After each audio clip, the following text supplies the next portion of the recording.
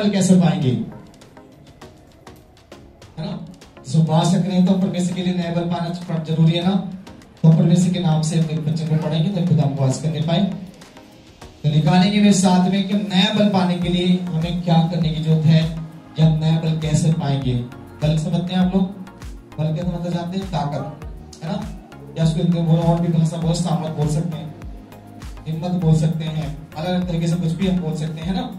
तो कैसे पाएंगे बताइए, क्या करने की जरूरत है मुझे, क्या करेंगे पाने के लिए,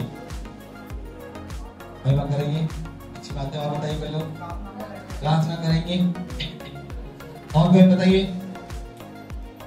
चलिए मैं आपको बताऊंगा कि हमें नए बल पाने के लिए क्या करने की जरूरत है और अच्छी प्रेरणा पाने के लिए, ठीक है।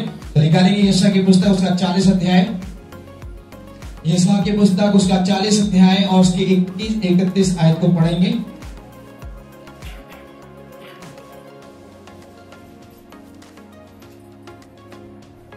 और निकालेंगे साथ में इसको पढ़ेंगे तो खुदा उपवास करने वाला होने पाए। हाँ, 40 का 31 लास्ट आयत है वो, उस 40 अध्याय का लास्ट आयत है। उस आयत को केवल ध्यान से पढ़ेगा। आज मेरा कोई इस चीज से बचने से अलग कुछ बचना आपको सिखाने के आगे तो नहीं लेके जाएंगे। परंतु जो यहोवा की बाट जोते हैं, हाँ, वे नया बल प्राप्त करते जाएंगे। हाँ, वे बाबों के समान उड़ेंगे। हाँ, वे दौड़ेंगे और प्रेरित में होंगे। हाँ, चलेंगे और खलित में होंगे। बस यहाँ पर आपको 4-5 बातें इसके अंदर आपके लिए हैं, हम सब के लिए हैं। इसमें सबसे प्रथम जानते क्या लिखा हुआ है कि परंतु जो यहोवा की बाट जोते हैं, सबसे पहला सेंटेंस यहाँ पर क्या लिखा है, जो परमेश्वर की बाट जोते मतलब उसके इंतजार में है। कैसे इंतजार, क्या इंतजार की बात है पहले को याद रखिए। बाइबल जब यिर्मयाह की पत्री 29 अध्याय उसके 13 में जो पढ़ते हैं तो वहां परमेश्वर कुछ हमें बताता है। उसको लिखा है कि परमेश्वर जो हमें देने के लिए उसकी जो योजना है, जो उसकी बातें हैं वो मेरे लिए कुशल की हैं। कुशल के मतलब परमेश्वर के हमें एक नई आशा देने की तैयारी में है इन दिनों में। पर याद रखिएगा बाइबल के द्वारा जैसे किस दिन के उपवास में जैसे आपको सिखाया गया, उपवास केवल शरीर से मत रखिएगा। उपवास में ये ना हो कि मेरा खाने का मन हो, उपवास में शाम 5 बजे खाऊं, सुबह उठ के नहीं मेरे लिए कुछ चाय चाहिए, मुझे कुछ चाहिए। बट ऐसे करके मैंने बहुत सारी बातें आपको पिछले संडे सिखाई थी। उसके साथ आज परमेश्वर कहता है कि जब हम परमेश्वर की बाट जोते मतलब उसका इंतजार करते कि प्रभु तेरी मर्जी, तेरी इच्छा, तेरे बातें मेरे लिए क्या है। आप समझ करिए। अब एक बात मैं आपको बोलूं, जब कुछ भी काम हम करते हैं तो हैंड ऑन कुछ नहीं होता। अगर फोन पे करते हैं तो समथिंग 10 सेकंड 15 सेकंड तो कॉल जाने में लगती होगी, समथिंग है ना। 15 सेकंड 20 सेकंड में आपको कॉल में जब कॉल मिलाएंगे तो किसी को उठाने में लगेगा, लगता नहीं लगता। उदाहरण टाइम में आप स्कूल जाते हैं तो वहां भी जाने के लिए स्टार्टिंग आपको थोड़ा सा दूरी आपको क्या करनी पड़ती है, तय करनी पड़ती है। घर से निकले 5 मिनट का, 2 मिनट का, 1 मिनट का रास्ता है। किसी भी दुकान पे जाते हैं लेने के लिए आपको थोड़ा इंतजार करना पड़ता है। हर चीज में क्या है, वेटिंग है। हर चीज में क्या है, वेट जरूर करना पड़ेगा। पर याद रखिएगा, ऐसा ना सोचना कि मैं उपवास में 21 दिन में गया और मैंने उपवास किया पर मेरे अंदर कुछ भी सामर्थ्य नहीं दिख रही, मुझे कुछ नहीं आ रहा, मैं बल नहीं पा रही हूं, मुझे बल नहीं मिल रहा है। यहां पर परमेश्वर कहता है जो यहोवा की बाट जोते रहता है वो क्या पाएगा, लिखा हुआ वो नया बल पाएगा, है ना। यहोवा की बाट जोतने के लिए क्या करनी जरूरत पड़ेगी बताइए, क्या करना है उसकी यहोवा की बाट जोतने के लिए? आपको ज्यादा प्रार्थना करनी है। क्या करना है परमेश्वर की बाट जोतने के लिए? अगर उसकी सामर्थ्य इंतजार करना है तो ये जानते बाइबल के द्वारा अगर जब पढ़ते हैं पवित्र काम उसका 2 अध्याय तो वहां पर 120 लोगों ने 50 दिन तक क्या करा, इंतजार किया उसकी सामर्थ के लिए, उसकी नए बल के लिए, उसके अभिषेक के लिए, उस पवित्र आत्मा के वरदानों के लिए जो उसने वो मांग रहे थे। एक दिन में नहीं मिला। यहाँ तो 21 दिन की प्रार्थना चल रही है हमारे घर पर पर्सनली, है ना। अब तो 21 दिन की फास्टिंग में, पर वहां 50 दिन तक अगर बात को पढ़ते हैं, उस पर पढ़ेंगे तो और उसका जो मेन उद्देश्य पढ़ेंगे तो पवित्र में लिखा हुआ है उसके बारे में कि अपने घर में जब वहां जा रहे थे, वो एक अटारी पर थे, वो एक ऊपरी कोठरी पर थे, वो सब 120 लोग अपने दूध पीते बच्चों को साथ लगकर वहां पर एक भी चूल्हा न जला। 21 दिन नहीं, वो 50 दिन तक क्या कर रहे थे, नए बल प्राप्त करने के लिए, परमेश्वर का अभिषेक को पाने के लिए वो पाठ जोत रहे थे और निरंतर प्रार्थना में लगे हुए, निरंतर आराधना में लगे रहे, परमेश्वर की महिमा करने में लगे हुए थे। आपको पढ़ लीजिएगा घर जाकर 2 अध्याय को, वहां लिखा हुआ है वो पवित्र आत्मा की उसको पवित्र आत्मा को पाने के लिए, उसकी नई बाल को पाने के लिए वो 50 दिन इंतजार करे। और जब 50वें दिन जब आया तो वहां लिखा हुआ है उस घर के अंदर, उस जगह के अंदर क्या हुआ, एक जीभें फटने लगी, आग से पर आग के पर एक आग की बरसात जैसी हो, जीभें फटने लगी, वो चिल्लाने लगे, आराधना करने लगे, भविष्यवाणी करने लगे, पड़ताल से भर गए, पवित्र आत्मा के नए नए बल से वो भर गए। हालेलुया। 120 लोग, उसमें बच्चे भी थे, लेडीज भी थी और उसमें जेंट्स भी थे। टोटल 120 लोगों की गिनती वहां पर है। और 120 लोगों ने एक नया बल को परमेश्वर के 50वें दिन को प्राप्त किया। और हम सोचते हैं कि परमेश्वर एक दिन में कुछ नहीं हुआ, 2 दिन में नहीं हुआ, 3 दिन में भी नहीं आया, हफ्ते में भी नहीं आया, 21 दिन भी पूरे हो गए, मुझे तो कुछ दिख ही नहीं रहा। आप इस बात के इंतजार में कि मुझे अभी सामर्थ्य भरे, सामर्थ्य भरेगा जब अपने आप को खाली करेंगे। हालेलुया। बल आने के लिए अपने अंदर दूसरी बात जो मैं आपको बताऊं, पहली बात प्रार्थना में जीवन जीना, दूसरे अपने आप को खाली करना है। अगर नए बल को पाना उसके इंतजार में जो है तो पहले अपने आप को खाली भी करना पड़ेगा बुराई से। खाली कैसे करना पड़ेगा अपने आप को? बुराई के साथ खाली करना। उसके बाद जो होने का एक और मीनिंग है, आप उसे मांग रहे हैं कुछ, है ना, कुछ तो मांग रहे हैं जब उसके बाद जो होते हैं। अब मान लीजिए आप क्या मांग रहे हैं वो आप जानते हैं। आप बोले जी गाड़ी चाहिए, बंगला चाहिए, दौलत चाहिए, घर चाहिए, ये चाहिए, वो चाहिए, तो मेरा खुदा आपको कह देगा कि तू लालची है, तुझे कुछ नहीं दूंगा, है ना। मैं तुझे देता पर परमेश्वर कहते तेरे इस मांगने से मैं तुझको नहीं दूंगा। तो जिस फास्टिंग में है तू गाड़ी बंगला मत मांग। फास्टिंग का मीनिंग मैंने पिछली बार बताया कि पछताव करना है, उसकी उपस्थिति में रहना है, उसके साथ समय बिताना है, उस परमेश्वर के लिए अपना डेडिकेट करना है, समर्पण करना है। उपवास का मीनिंग है। पर ऐसा मत सोचो उपवास में मैं अपनी केवल बीमारी के लिए, प्रभु मुझे बीमार से चंगा कर दीजिए, ठीक है चंगा करेगा। बोले प्रभु गाड़ी दे, बोले बेटा गाड़ी का क्या मीनिंग है, घर का मीनिंग क्या आ गया तेरे सामने, तूने घर मकान की तूने मुझसे उपवास रखा, तो सामर्थ तो मांग, तुझे सबको दे दूंगा। बाइबल में लिखा है मत्ती की पुस्तक 6:33 में कि तू धर्म और स्वराज की खोज करो, तुम्हारी सारी इच्छा पूरी कर दूंगा। लिखा नहीं लिखा? तुम धर्म और स्वराज की खोज में लग जाओ, परमेश्वर सारी वस्तु तुम्हें देगा। तेरे मांगने से पहले मुझे मालूम है तुझे क्या क्या चीज की आवश्यकता है, वो समय पर मुझे गाड़ी भी देगा, मुझे घर भी देगा, मुझे कपड़े भी देगा, मुझे खाने को भी देगा, मुझे रहने के लिए भी देगा, मेरे जेब में पैसे भी देगा, सब देगा। पर पहले मुझे उसके अभिषेक को पाना है, पहले मुझे उसके बल को पाना। जब ताकत ही नहीं है तो कैसे चलेंगे? सपोज करिए, मान लीजिए आपको उदाहरण पे मैं आपको बोलूं, आप सपोज करिए आपको एक कदम चलने की ताकत नहीं, तो गाड़ी पे क्या करेंगे? मांग कर आप करेंगे कुछ? मान लीजिए आप पर उठने की हिम्मत ही नहीं है, आपको बोलने की सामर्थ्य नहीं है, तो घर मकान दौलत होकर क्या फायदा होगा? आज परमेश्वर आपको कहना चाहता है कि पहले बल को पाइए, तब सब मिल जाएगा। हालेलुया। सारी चीजें मिलेंगी आपको, A to Z परमेश्वर आपको देगा। जब जब आपकी इच्छाएं होंगी तब तब परमेश्वर स्वर्ग से सारे भंडार को भर देगा आपके लिए। उसके पास सब कुछ है। ऐसा कुछ नहीं सोचना कि उसके पास कुछ नहीं है। इसलिए उसकी वाट में लगे रहिए, उसके इंतजार में रहिए। मत सोचिए कि प्रभु मैं इतने दिन से विश्वास में आया, इतना साल हो गए, इतने महीने बीत गए, इतना समय बीत गया, पर मेरे लिए अभी तक कुछ नहीं मिल रहा। इसका कारण है कि आप इसलिए नहीं मिला क्योंकि आपका जीवन में आज भी भरा हुआ है। और जब आपके जीवन में भरा हुआ है तो आप भरने वाले नहीं हो दोबारा प्रभु की सामर्थ्य से। पहले खाली करें। दूसरा नंबर मैंने बताया कि मैं प्रार्थना करना, ज्यादा से ज्यादा प्रार्थना करना। बाइबल में लिखा गई ऐसा व्यक्ति था जिसने ज्यादा प्रार्थना करने वाला कौन व्यक्ति था बाइबल में? बताइए, ज्यादा प्रार्थना करने वाला कौन था? सबसे ज्यादा प्रार्थना करने वाला व्यक्ति इसे मालूम है क्या? यीशु मसीह नहीं, वो छोड़ दिया। यीशु मसीह को छोड़कर वो तो यीशु मसीह तक पूरा लगवा दो। आपको पता है सेवकों में सबसे ज्यादा प्रार्थना करने का समय निश्चित, बिल्कुल निश्चित समय पर, टाइम, राइट टाइम पर प्रार्थना करने वाला परमेश्वर से वह दानियल थी। राइट टाइम था उनका। वो 3 टाइम प्रार्थना करने वाला व्यक्ति है। और बाइबल को जो पढ़ेंगे उसमें लिखा हुआ कि वो अपनी प्रार्थना को छोड़ने वाला व्यक्ति नहीं, चाहे कितनी बड़ी हानि क्यों न उठाने पड़े उसे। उस समय जब उसकी प्रार्थना पर आलोचना किया गया, आपको मालूम है जब वो प्रार्थना करने में ज्यादा ही प्रार्थना करने वाला व्यक्ति था, एक बार उसके लोगों ने उसके संग क्या करा, उसको एक अच्छा पदाधिकारी बना रखा था परमेश्वर राजा ने। और उसके संग के लोगों ने क्या बोला कि राजा वो तेरी आज्ञा को नहीं मानता, वो तेरी देवताओं को, तेरी बनाए हुए मूर्त के सामने तेरे साथ में रहकर वो तेरे नियम का पालन नहीं कर रहा है, वो अपने उस कमरे में जाकर वो 3 टाइम प्रार्थना करता अपने यहोवा परमेश्वर की। चुगली खाने चलेंगे लोग, तब उसको मालूम पड़ गया कि कैसे कैसे घटना घटने वाली है, फिर भी नहीं घबराया। उसको मरवाने का प्लान किया, फिर भी नहीं डरा दानियल। उसने कुछ भी डर नहीं आया, उसने 1% भी घबराया नहीं। वो अपने प्रार्थना के समय पर अपने ऊपरी कोठरी में गया और यरूशलेम की तरफ खिड़की जो खुली हुई थी वहां घुटने टेककर वो खुदा से प्रार्थना करने लग गया और परमेश्वर ने उसकी प्रार्थना का एक बड़ा अभिषेक दिया। हालेलुया।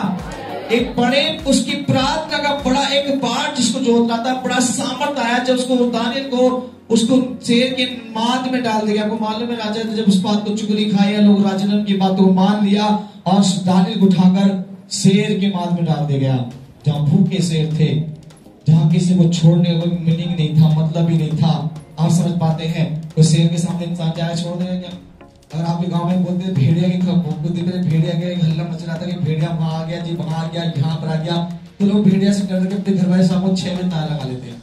कुछ गाँव के तरफ जब कपल से आगे इतना अलीगढ़ की तरफ साइड में तरह से की तरफ सुनने को मिला कि भेड़िया आ रहा है ना, हमारे प्लेस में सुनने को मिला कि भेड़िया आ गया है, बट इतने से डर के वो अपने शाम को अपने दरवाजे जल्दी बंद करते हैं।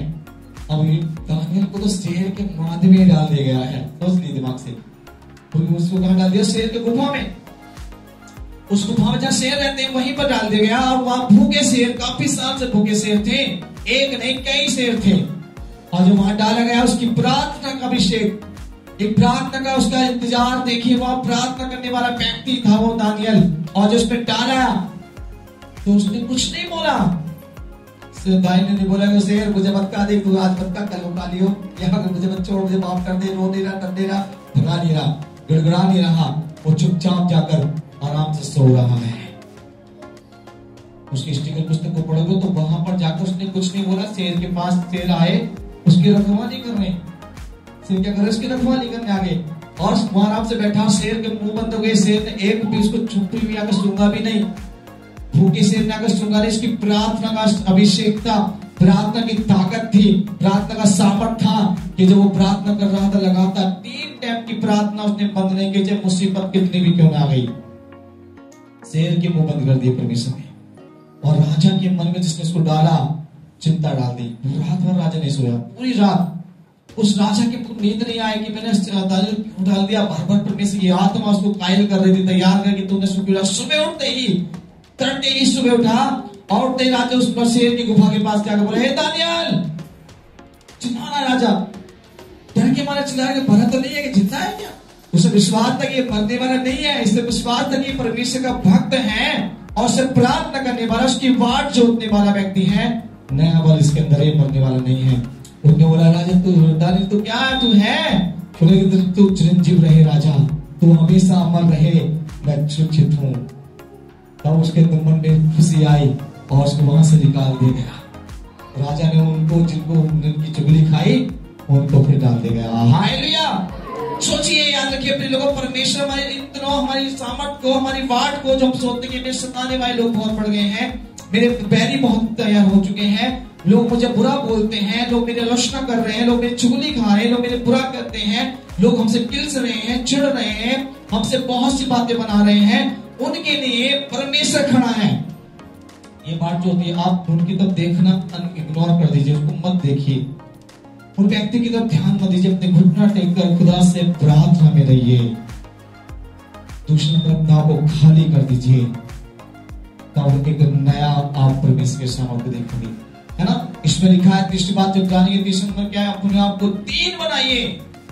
3 मतलब बिल्कुल छोटा कर दीजिए अपने आप को, तब परमेश्वर का अभिषेक में आएगा। जानते हैं और बात उदाहरण बोलकर जैसे आगे तो चले जाएंगे।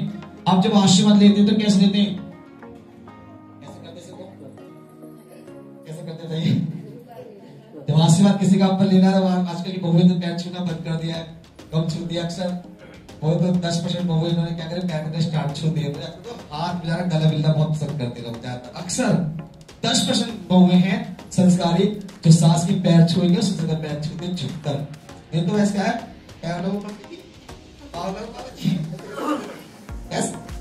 ये शब्द सीखने स्टार्ट कर लिया, आओ लगू बस हाथ जोड़ लिए काफी है। बट आज का जमाना बदल गया है ना, आशीर्वाद नहीं मिलेगा उसको। तो उसकी बहू कह रही बता रही बेटी जीती रहा करी रह दोस्तों के साथ मन से बोल दिया, आशीर्वाद नहीं गया उसके ऊपर। जब उसके सामने आओगे सही से झुकोगे, आपको जानते हैं मैं तो पहले अपनी बहुत पहली बात बताना चाहूंगा। छोटे मन से अपने परिवार में दिखता रहा हूँ, बहुत छोटे मन से हमारे 4-5 भाई हैं जो वो अच्छी संस्कारी थी।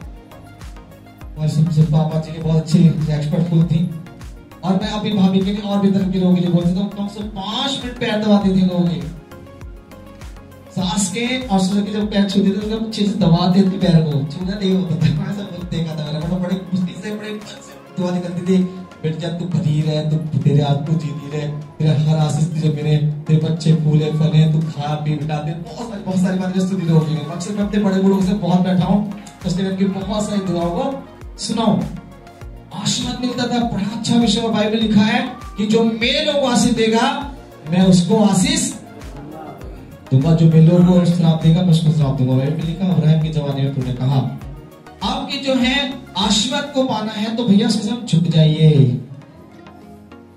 अपने बड़ों के सामने क्या करिए, झुक जाइए, अपनों को बड़ा मत बनाइए, दूसरों को बड़ा बनने की कोशिश दीजिए, अपना को छोटा बनाइए, खुदा आशीष देगा। हालेलुया।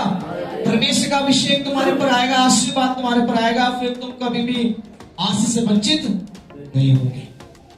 ऐसा नहीं कर रहे, कलीसिया में भी घर में भी मुझसे अच्छा कोई है, मुझसे अच्छा कोई प्रार्थना कर सकता है, मुझसे से कोई प्रार्थना कर सकता है, मुझे से कोई पास्टर है क्या प्लेस के अंदर, ऐसा बोलते हैं आप लोग, है ना।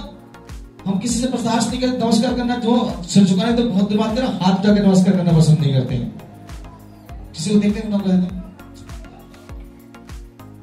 इतना नफरत है, पड़ोसी से पड़ोसी की इतनी नफरत है, भाई से भाई की नफरत है, बहन बहन की नफरत है, दौरानी जिठानी से देखना पसंद नहीं है आज के जमाने में। कलीसिया में आए हुए परिवारों को देखकर एक दूसरे को पसंद नहीं करते, वो आएगी तो मैं ना हूं।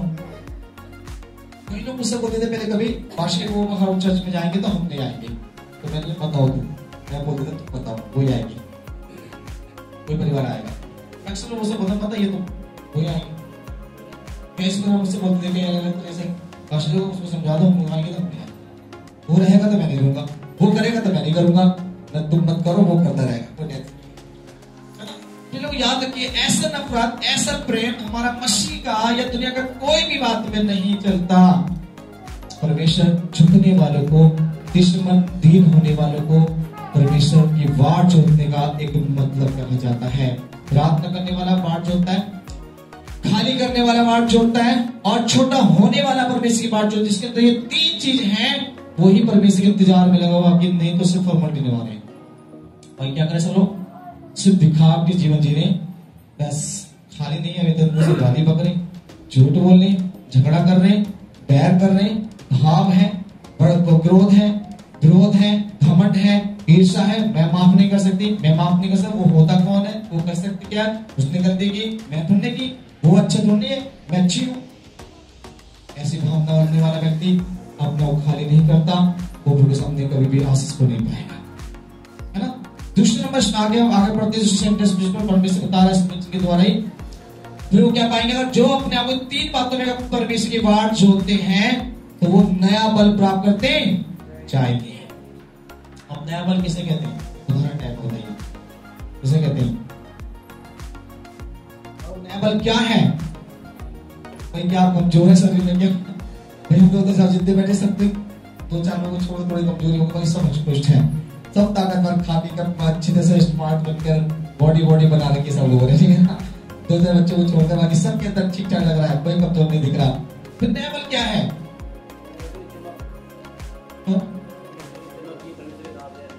मतलब परमेश्वर का एक नूर बोल सकते हैं ना, परमेश्वर नूर है जो भैया से तारीफ से स्वागत करें, बता रहे अच्छा बताया। और नहीं, जब वो बल का मतलब है, मैं आपको और बताऊं कि पवित्र आत्मा को पाना। हालेलुया। नया बल आपके अंदर जब नूर दिखेगा, परमेश्वर का अभिषेक आपके अंदर दिखेगा, जब आपके अंदर परमेश्वर का आत्मा होगा। अब मेरे अंदर कुछ नहीं है तो क्या मेरे चेहरे पे कुछ आएगा? अब समझ करो, आप, मैंने पिछली बार बताया कि आप पूरा 1 महीना मत नहाइएगा, और गंदे संदे रही, बिल्कुल बुरा तरह से। कोई आपको पसंद नहीं करेगा, आपके पास बैठना पसंद नहीं करेगा। बिल्कुल बैठेंगे, बैठेंगे कोई आपको? मैं आपके पास से एकदम बिल्कुल बिल्कुल गंदा होकर पूरी तरह से आओ और मेरे भाई साहब जाओ थोड़ा सा, भाई मैं तुम्हारा गुरु हूँ, मैं तुम्हारा पार्षद, मुझे पाई मिलाओ, पार्षद माफ करना, हम तुम्हें नहीं मिला सकते, तब तो बहुत देर मैंने कहा क्या हो, या हमसे बोले क्या चलो मैं तुम्हें नवा देती हूँ, नवा देता हूँ भैया, तुम नहा लो पार्षद, तब आपको खिलाएंगे, ऐसा बोलेंगे। इसीलिए जब हम अपने अंदर से भरे हुए हैं, बुराई से जब खाली हो जाएंगे, तब पवित्र आत्मा एक नया बल आपको भर देगा। हालेलुया। और जब पवित्र आत्मा आपके अंदर आएगा, तब तुम सामर्थ पाओगे। ये तो काम 1 अध्याय उसकी 8वीं आयत कहती है, तब तुम क्या पाओगे? सामर्थ पाओगे। और तब तुम यरूशलेम के अंदर, यहूदिया के अंदर, सामरे के अंदर और पृथ्वी के छोर तक तुम मेरे गवाह ठहरोगे। अभी तो बोलेंगे भाई दिखने में लग रहा है सब में अच्छा सेवक है, इस बहन ने सामर्थ बहुत दिखती है, इस भाई के अंदर उसका चेहरे का मूड देखो बहुत दिखता है ना। हम जब पूरे रात करते हैं समझ से करते हैं, देखो भाई ये लोग अच्छे हैं, ये बहन अच्छी लग रही है। हम उसकी सुंदरता को देख के ना बोलेंगे बड़ी सुंदर है, गोरी है, बड़ी स्मार्ट लग रही है, बड़ी उसका क्या फिजिकल बहुत अच्छा है, उसकी पर्सनालिटी को देखकर बोले नहीं। ये पर्सनालिटी भौतिक चीजों को देखकर आप बोले तो आपके अंदर व्यभिचार की आत्मा है।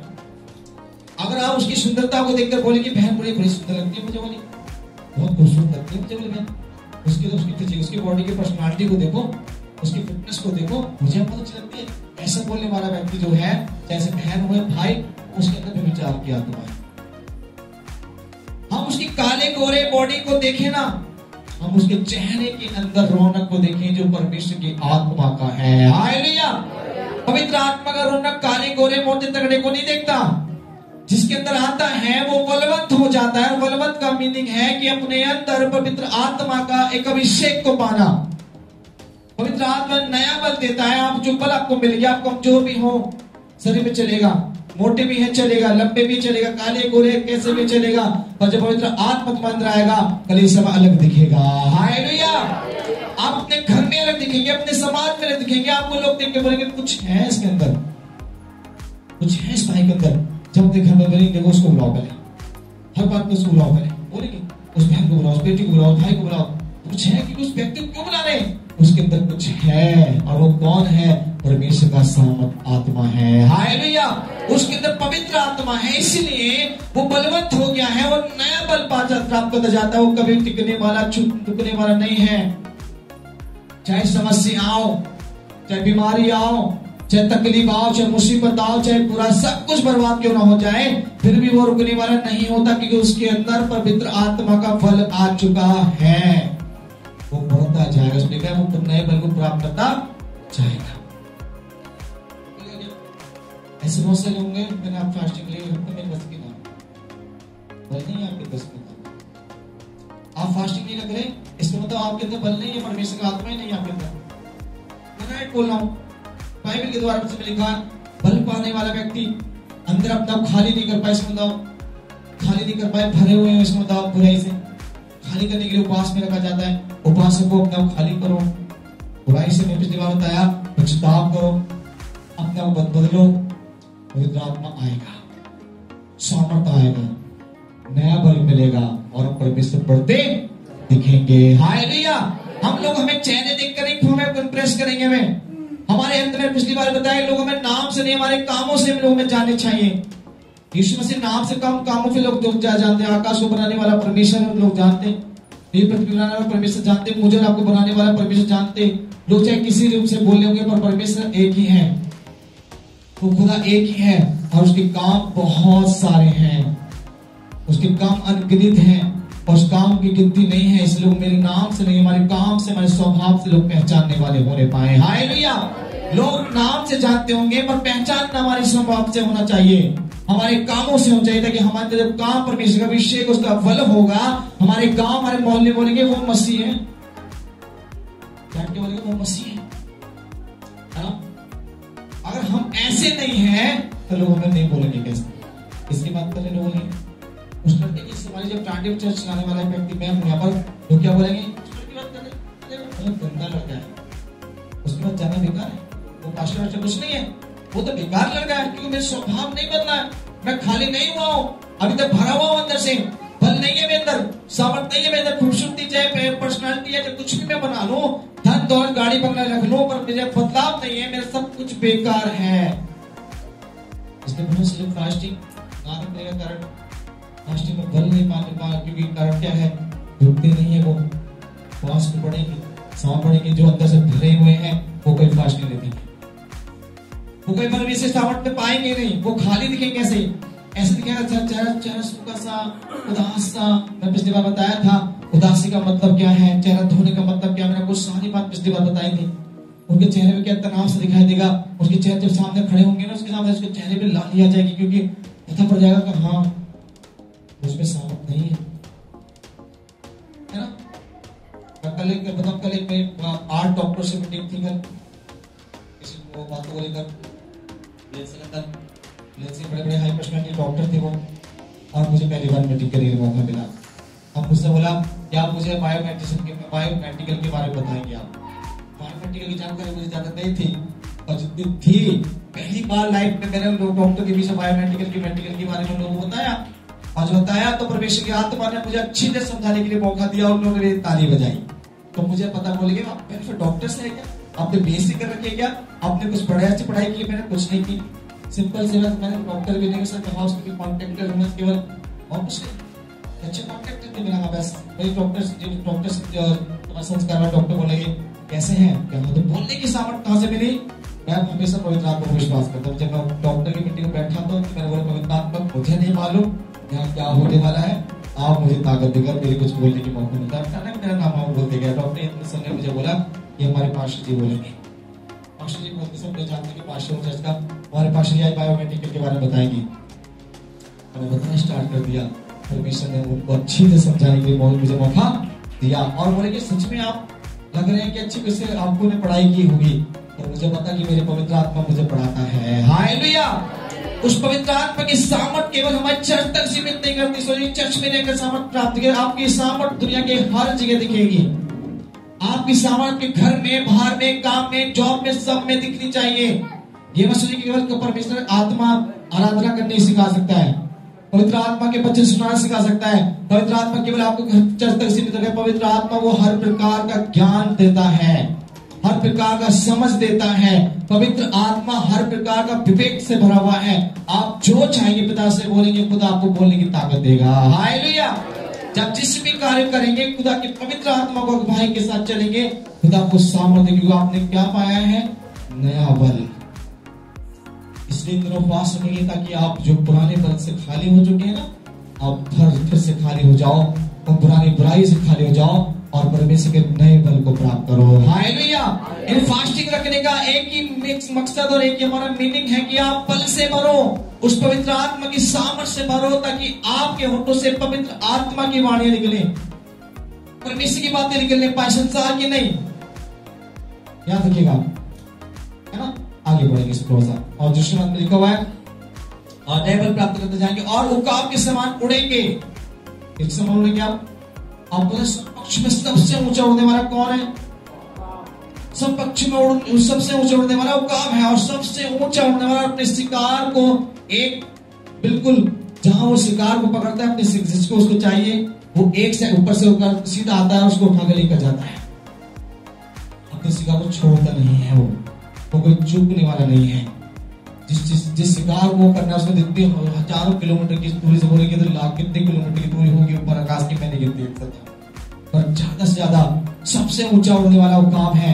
और जो अपने शिकार को ऊपर से पकड़ना चाहता है तो अपने शिकार को जिस पर निशाना लगाता है उसको लेकर ही जाता है। हालेलुया। इसीलिए उकाब के समान उड़ने का मतलब है कि आप पवित्र आत्मा के वरदान से भरोगे, अभिषेक से भर जाओगे, जो आप चाहोगे वो होने लगेगा, आपके अभिषेक आपके अंदर दिखेगा, और आप पवित्र आत्मा की सारी बातों में परिपूर्ण हो जाओगे, और जो आप चाहोगे वो परमेश्वर करना स्टार्ट कर देगा। हालेलुया। उकाब का समान हमारा विश्वास को दर्शाता है। उकाब मेरे जीवन में पवित्र आत्मा के कामों को दर्शाता है। उकाब मेरा विश्वास है। मेरा विश्वास उकाब के समान ऊंचा होना चाहिए। मेरा विश्वास केवल चली जाएगी बस, टीवी जा सके बस, कैसे चले जाएगा बस, मेरे जो पथरी है वो ठीक होंगी, उपवास करने से मेरे घर की शांति आ सकती है, मैं पवित्र आत्मा पर पा सकता हूँ। ऐसे बोलने वाला कभी नहीं मिलेगा मुझे। ऐसे बोलने वाले की जीवन कभी सामर्थ नहीं आएगा, गारंटी है 100%। जिसको ये डाउट है वो मिल सकता है, हो सकता है, ऐसे कहने वाले कभी नहीं पाएंगे। जिसको ये विश्वास है कि मेरा खुदा मुर्दों को जिंदा करने वाला है, 4 दिन के लाजर को खड़ा करने वाला है, तो ये छोटी छोटी परेशानी क्या है? दौड़ा, कैंसर, टीबी, जो मिर्गी, जो भी परेशानी है, ये कुछ नहीं है। मेरे सामने जो यरीहो जैसी दीवार को परमेश्वर ने यहोशू की टीम के द्वारा, उसके परमेश्वर के आराधना के द्वारा दीवार को गिरा सकता है, तो मेरे उपवास में तो बड़ा काम हो सकता है। हालेलुया। सिर्फ आराधना से बड़ी विशाल दीवार गिर गई तो मेरे किसी के उपवास में तो मेरे घर के अड़ोस पड़ोस चर्च में आने चाहिए। हालेलुया। और इतने साल हो गए, एक भी नहीं आया, इतने टाइम हो गया, एक भी अपने सिर के दर्द को ठीक नहीं कर पा रहे। तो मैंने इसलिए बोला कि किसी के उपवास में इन सामर्थ को पाना है। इसको माना आपको इस बाइबल की जो मैं आपको जैसा कि 40 की 31 आयत को पढ़ा, ये अभिषेक आपके अंदर दिखना चाहिए। यानी किस दिन के उपवास के अंदर आपको परमेश्वर का एक नया बल पाना है, एक पवित्र आत्मा से भर जाना है। जब किसी अन्य जाति, किसी व्यक्ति, किसी पड़ोसी अपने लोगों के सामने खड़े हो तो उसके सिर में दर्द कर दो। आप कैसे दर्द करेंगे? सिर में दर्द मान के नहीं, थोड़ा दर्द कर दो। जब उसके सामने खड़े होगा ऑटोमेटिक बोले भैया मुझे खड़ा नहीं हो जाते सामने, क्यों? दर्द हो रहा है, परेशानी हो रही है, क्यों? मीनिंग पूछे उसे क्या कारण है, क्यों हो रहा भैया मेरे सामने खड़े होते प्रॉब्लम? क्योंकि तेरे अंदर जो है वो दुष्ट आत्मा है। हालेलुया। और जब परमेश्वर का अभिषेक अंदर आएगा, लोग देखते ही आपके सामने बोलेंगे नहीं रुकेंगे।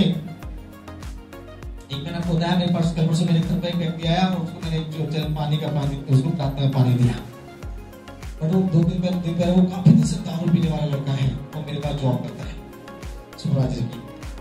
अब कुछ दिन पहले मैं उसके पास अपने ऑफिस में बैठा हुआ था, मेरा ऑफिस यहाँ पर ऑफिस में बैठा हुआ था, मेरे पास सामने बैठा हुआ था, और वो मुझे देख रहा था। काफी समय किसी के लिए प्रार्थना की बात चल रही थी, किसी विश्वासी में समझा रहा था, सच बेहतर रहते हमारी तो कुछ बातचीत कर रहा था मैं, और वो व्यक्ति मुझे देख रहा था, और वो देख रहा था मुझे, और वो मुझसे जब फोन करता था मुझे सब मैं देखते मेरे सिर में दर्द हो रहा है, मुझे घबराहट होने लगी। भाई क्यों?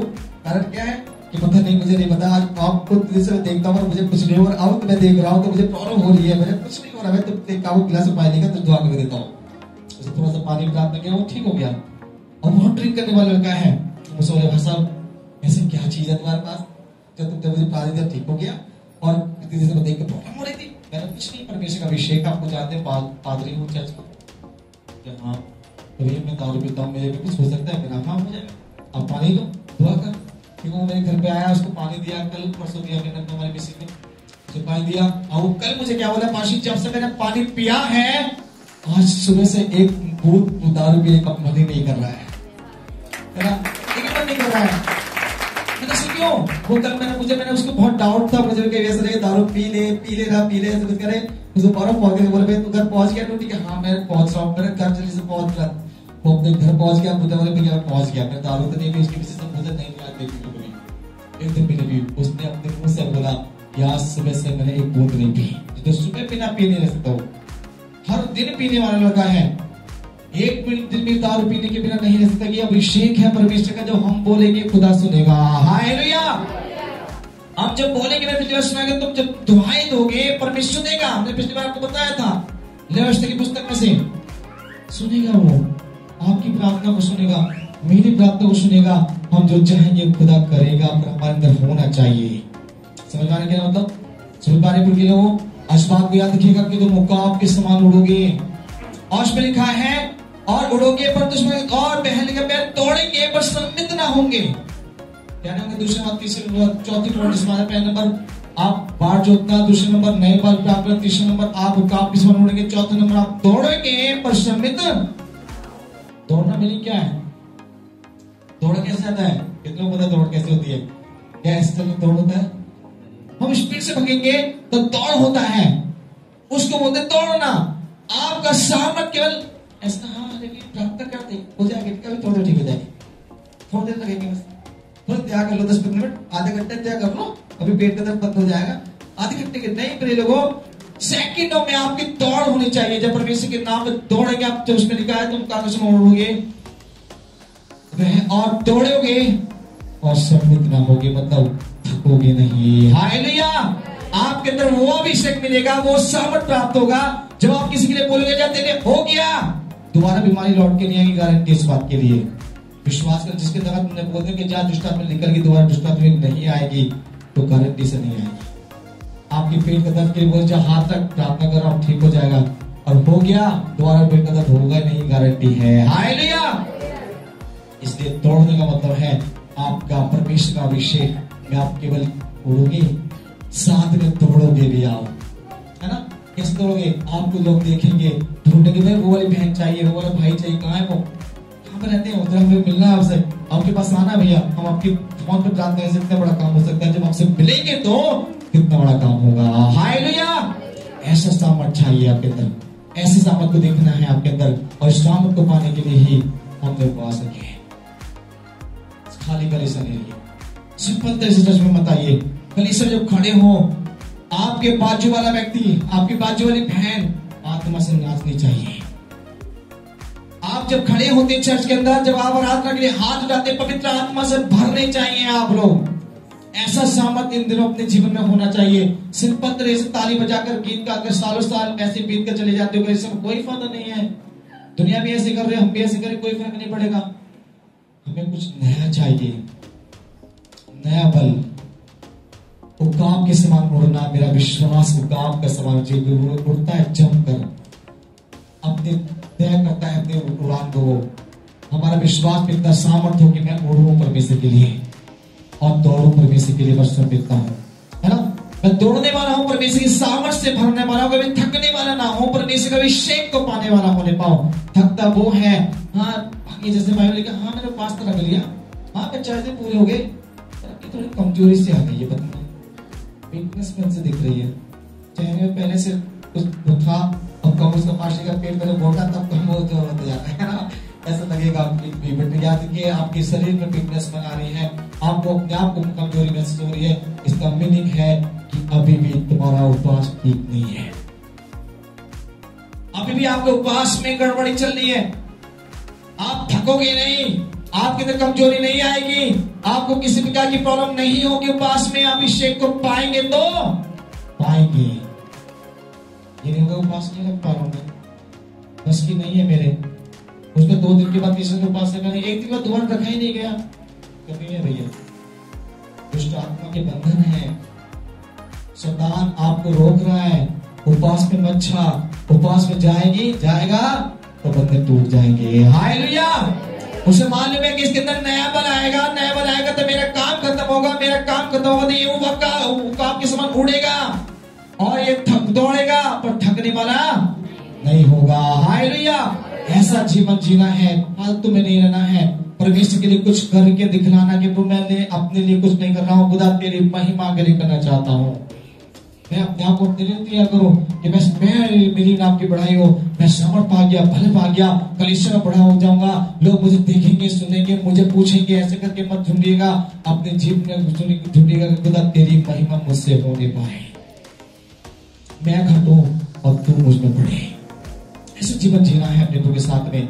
और साथ में याद रखिएगा उसके बाद क्या कहते हैं, सम्मिलित ना होगा और सुनेगा, और वो चलेंगे पर थकेंगे भी नहीं। हालेलुया। परमेश्वर कहते चलिए चलेंगे, परमेश्वर कहते कोई बात नहीं, मैं तुम्हें मान लेता हूँ, तुम भाग दौड़ नहीं पा रहे, पर चलो तो सही, पीछे पीछे भी चलते रहोगे तो चलेगा। दौड़ने वाले से परमेश्वर कहते ठीक है, तो थोड़ा नहीं दौड़ पा रहा, तेरे कुछ प्रॉब्लम है, पर तू पीछे पीछे चल मेरे, तब भी सामर्थ दूंगा। हालेलुया। वर्ष में लिखा वो फिर भी नहीं थकेंगे, दौड़ने वाला भी नहीं थकेगा और चलने वाला भी नहीं थकने वाला। तो थकना नहीं है, अपने उपवास को क्या स्टॉप नहीं करना, अपने जीवन की प्रार्थना को स्टॉप मत कर देना कि आपने किस दिन प्रार्थना अच्छी की और किस दिन के बाद पता पड़े कि प्रार्थना ही खत्म हो गई,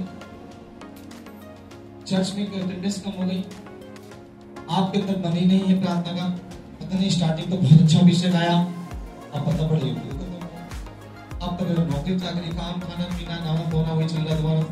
आप खाइए को 6 दिन आपको खाने के लिए है, पीने के लिए है, रहने के लिए, सोने के लिए, काम के लिए है, पर अपनी प्रार्थना को 3 टाइम रखिएगा। दानियल की जैसी प्रार्थना बनाइए, नेहमिया जैसी प्रार्थना बनाइए, यहोशापात की जैसी प्रार्थना बनाइए, एलिया जैसी प्रार्थना कर बनाइए। एलिया ने एक बार प्रार्थना की, 3.5 साल तक बरसात को बंद कर दिया। हालेलुया। 3.5 साल आकाश से एक बूंद नहीं टपका। ये सामर्थ की प्रार्थना बना के चलते रहिए प्रभु के साथ, रुकिए मत, टिकिए मत, परेशानी दिक्कत पीछे मत मुड़िए। पीछे मुड़ोगे तो लूत की पत्नी के समान बन जाओगे, नमक के खुम्बे। ऐसा मत देखिए हमारी प्रार्थना करते करते पता पड़े चल आज ना करे, छोड़ो आज घर में गेस्ट है। आज पता मैं किसी प्रचार करके आया सुल्तानपुर गांव के अंदर बोल रहा हूँ, मैं अभी परिवार नहीं आए, 2 दिन पहले मीटिंग करके आया। क्या कुछ लोगों ने बोला पाशी गेस्ट आएंगे, सब लोग हम नहीं आएंगे। मैंने गेस्ट वाले परमेश्वर नहीं है, परमेश्वर तुम्हारे भवन में मिलेगा। हालेलुया। गेस्ट पहले नहीं, परमेश्वर पहला होना चाहिए, परमेश्वर पहला होना चाहिए। जो आज यहाँ नहीं है वो शैतान के वहां पर है। याद है बाइबल लिखा है, अभी किसने रात हमारे भाई निशान ने का कोई मैसेज आया ग्रुप में, तुम कल चर्च नहीं जाएंगे तो कहाँ जाएंगे, कहाँ जाएंगे वो लोग जरूर। ये तो सबको तय है, ये कोई मुमकिन नामुमकिन वाली बात तो तय है, पक्का 100% तय है। वहां तो जाओगे जरूर है। आप चर्च में जा पाओगे तो वहां तो जरूर जाना है, और वहां जाने के बाद एक न्याय के दिन तो जरूर आना है, और न्याय में परमेश्वर जरूर पूछेगा तुमने ऐसा क्यों किया। इस बात की 100% गारंटी है। याद रखिएगा इस बात को अपने जीवन में याद रखिएगा, हमारा परमेश्वर में हम जब चल रहे हैं, पढ़ रहे हैं, दौड़ रहे हैं, उड़ रहे हैं, खुदा हमें अभिषेक से भर देगा। हालेलुया। आपने उड़ना भी नहीं चाहा, आपने दौड़ना भी नहीं चाहा, आपने चलना भी नहीं चाहा, तो खुदा आपको कब्रिस्तान में डाल देगा। कहां डाल देगा आपको? फिर जाओ उस मृत्यु के नगर में जहां इंसान सो जाते लाइफ टाइम तक, फिर उठने का मौका नहीं मिलेगा। फिर तो जब भी मिलेगा जब यीशु आएंगे। फिर क्या करे इंसान, जब उसको उड़ना पसंद नहीं, उसे दौड़ना पसंद नहीं, उसे चलना पसंद नहीं, तो उसे क्या कहेंगे? क्या बोलेंगे बताइए? अगर इंसान मोटी सी बात दिमाग सोचिए, फिजिकल टाइप है, हमारे परिवार, हमारे मोहल्ले, हमारे गांव के अंदर कोई व्यक्ति उठ नहीं सकता, बैठ नहीं, चल नहीं पाता, दौड़ नहीं पाता, तो उसे क्या बोलेंगे? काट के पड़ा है, उठते तो पारा से पाना। लुत्पुरा गांव है सैनी के पास में, वहां एक व्यक्ति था, काफी साल से बिस्तर में पड़ा हुआ था, जेल बात आज से 2009 की बात है। और उस गांव के लोग के कुछ परिवार में चर्च में आ रहे थे, और वहां पर क्या हुआ, वो काफी साल से बिस्तर, लोग बोले ये मरा हुआ समाज था, उसके अंदर कोई आदमी ठीक नहीं कर पाया, मर गया समझो, तो ऐसे बोलते थे लोग, मरा हुआ था। मैं था, मेरे बड़े भाई बहादुर पास्टर, हम दोनों वहां पर गए, और भी टीमों साथ में थी। हमने बोले आज ये चलेगा, तो सब लोग बोले गाँव के पागल हो रहे भाई साहब, ये इंसान खड़ा नहीं हो पाता तो चलने की बात कर रहे हो, ये खड़ा नहीं हो पाता। कभी तो आज तक हमने देखा नहीं, कितने साल से बिस्तर पड़ा, देख लो हड्डी भी सूखने वाली है। हमारे प्रभु से बड़े भाई ने बोला ये सूखेगा नहीं, ये भरेगा, आशीष भरी मिलेगी और ये चलेगा, आज खड़ा होगा, गारंटी है इस बात के लिए। सब बोले नहीं हो सकता भैया, हम बोले हो सकता है। हमने कम से 10 मिनट लोगों ने बहस की, हमने 10 मिनट के बाद उसके लिए प्रार्थना स्टार्ट की, खुदा ने उसको खड़ा कर दिया। हालेलुया। ऐसा सामर्थ्य देता खुदा। इसलिए परमेश्वर क्या कहता है, जो इंसान नहीं उड़ सकता, दौड़ नहीं सकता, चल नहीं सकता, जो परमेश्वर विश्वास ही नहीं कर सकता, वो कब्रिस्तान में जा सकता है। उसमें एक और रास्ता है, आत्मा से मरेगा, शरीर से मरेगा। लेकिन दो कब्रिस्तान आपके सामने, याद रखना। मत सोचिए कि केवल पाशी जी डायरेक्ट में मरने के आगे दे देंगे, हम मर जाएंगे अगर जाकर, वैसे क्या करेंगे? आप शरीर से नहीं मरेंगे, पर आप आत्मा से मरे हुए हैं, कि आपकी आत्मा का स्थान में मर गया। शरीर से तो समय पूर्ण आपको रख रखा है, जब भी आप दुनिया को छोड़ जाएंगे, आप 10 साल में, 20 साल में, 10 साल में, जब भी आपकी आयु पूरी होगी, उस समय आपको शरीर से मरना ही होगा। वो तो बिल्कुल अनिवार्य है, जरूरी है, सबको आएगी, मुझे भी आएगी, आपको भी आएगी। पर आत्मा से मरने का समय नहीं है। आत्मा से मरने का कोई परमेश्वर ने दिन नहीं रखा हुआ आपके लिए। आत्मा से मरने का परमेश्वर कुछ नहीं बोला। आत्मा से मरने का तो काम, जिंदा करने का काम तो मेरा ही है। मैं अपनी आत्मा को मार भी सकता हूँ और जिंदा भी कर सकता हूँ, क्योंकि मैं प्रार्थना में, अभिषेक में, सामर्थ में, उसके वचन में बढ़ रहा हूँ, तो मेरी आत्मा जिंदी है। और नहीं उड़ रहा हूँ तो मेरी आत्मा मर चुकी है। मैं शरीर में केवल एक जिंदी रहा घूम रहा हूँ खाली। लोग मुझे जानने के पास्टर जी हैं, पर मेरी आत्मा मर रही है। इससे काबिल नहीं, इसलिए हमें जिंदा होना है ना। बाइबल में लिखा हुआ ना, जो उस पे इसकी आराधना कौन कर सकते हैं? मृत्यु उसकी आराधना नहीं कर सकते। जो मर गए हैं वो उसकी महिमा नहीं कर सकते, जो जिंदे हैं वो ही उसकी महिमा कर सकते हैं। इसका मतलब क्या है? यहाँ पर ताली बजाने से हम मसीह जी की आराधना कर रहे हैं, अगर हमारे आत्मा नहीं, हम दौड़ नहीं पा रहे, हम चल नहीं पा रहे, हम उड़ नहीं पा रहे हैं, है ना? अब उसको दौड़ना चलना है, उड़ना कैसे देखेंगे? कैसे पता पड़ेगा मुझे मैं दौड़ उड़ पा रहा हूं? जब आपके अंदर विश्वास की भरपूरी होगी। विश्वास स्ट्रॉन्ग राई के दाने के बराबर होगा, बड़ा नहीं, राई के बाद छोटा। आप उस राई के दाने जो बड़ा बराबर दाने करेंगे, बोलेंगे ऐसा हो जाए मेरे लिए, हो गया, तो आप ऊपर दौड़ रहे हैं, है ना? दौड़ने का मतलब क्या है? जब आपने किसी के लिए कुछ किया, प्रार्थना में पड़े हुए, लगातार प्रार्थना के बरकरार है, सामर्थ्य में बरकरार है, परमेश्वर में आप लीन हो चुके हैं, आप दौड़ रहे हैं। आप लोगों के लिए बोलने वो हो रहा है, दौड़ रहे हैं। चलने का मतलब क्या है? चलने का मतलब है कि जब उसकी हर एक बात को मानते हैं, उसकी आज्ञा के साथ जीवन जी रहे हैं, चल रहे हैं। और ऐसा नहीं करेंगे तो हम जरूर मर जाएंगे। हमें हर समय समय पर खाना चाहिए, समय समय से इंसान को शरीर के अंदर खाना पीना सब कुछ चाहिए। उस प्रकार समय समय मेरे जीवन में भी खाने के लिए पवित्र आत्मा वचन चाहिए, उसका आराधना चाहिए, उसकी प्रार्थना चाहिए, उस परमेश्वर की अभिषेक चाहिए, ताकि मैं अपनी आत्मा को जिंदा रख सकूं। ठीक है, ये वजह समझ में आया क्या सबको? एक और वचन पढ़कर समाप्त कर देंगे। दूसरे ग्रंथ की पुस्तक उसका 5-7 अध्याय उसके पहले अध्याय को पढ़कर समाप्त करेंगे।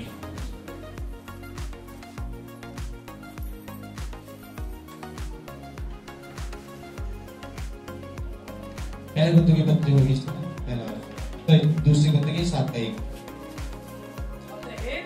हाँ, प्रतिज्ञा हमें मिली है, तो आओ हम अपने आप को शरीर और आत्मा की सम्मिलितता से शुद्ध करें। हाँ। और परमेश्वर का भय रखते हुए पवित्रता को सिद्ध करें। वैसे यहाँ पर लिखा है वह डायरेक्टली खुदा कहते फिर से इस बच्चे के द्वारा, इसलिए जो प्रतिज्ञा हमें अब मिली है मेरे प्रिय भाइयों, मेरे प्रिय बहनों, बच्चों, आपको जो परमेश्वर ने आज एक वायदा किया है, आपको वचन का एक शिक्षा मिली है, इसमें परमेश्वर बोला इसमें क्या करना है, इस प्रतिज्ञा मिली है, तो हम क्या करें? आओ हम अपने शरीर को सबसे पहले, आत्मा को सारी गंदगी से क्या करें? शुद्ध करें। शरीर की गंदगी को भी सफा करें, शरीर के मुंह से गाली झगड़ा क्रोध विरोध सब करें, खत्म करें। साथ में अपनी आत्मा की मृदा, जो हमारे अंदर आत्मा जो मरने के प्रयास में है, मृत्यु के कगार पे पड़ी हुई है, उसको भी क्या करें? सफा करें। और उसमें लिखा उस पवित्रता को सिद्ध करते हुए परमेश्वर के जो वचन है, जो पवित्र वचन है, जो हमने दिया गया है, जो सुना है, उसको अपने जीवन में क्या करें? सिद्ध करते हुए, उस परमेश्वर का भय रखते हुए उस पवित्रता को सिद्ध करें। उस परमेश्वर के भय रखने से आप सामर्थ पाएंगे, अभिषेक पाएंगे, बुद्धि पाएंगे और आप पवित्र हो जाएंगे। और जब हो जाएंगे तो क्या होगा? पवित्रता को अपने जीवन में सिद्ध होने दें, अपने अंदर पवित्रता का जीवन लाएं, फिर आप अपने अभिषेक को देख पाएंगे और कह पाएंगे कि आज मैं जिंदा हूँ और परमेश्वर उड़ रहा हूँ, दौड़ रहा हूँ और उसके पीछे पीछे मैं चलने वाला हो गया हूँ। खुदा आपको आशीष करने पाए। चलो जय मसीह। आइए सब लोग अपनी आंखें बंद करते समय